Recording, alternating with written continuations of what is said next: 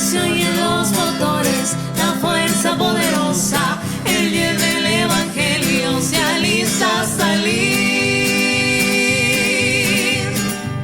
y va rumbo al espacio a recibir a Cristo, el cual dice la Biblia que pronto debe venir.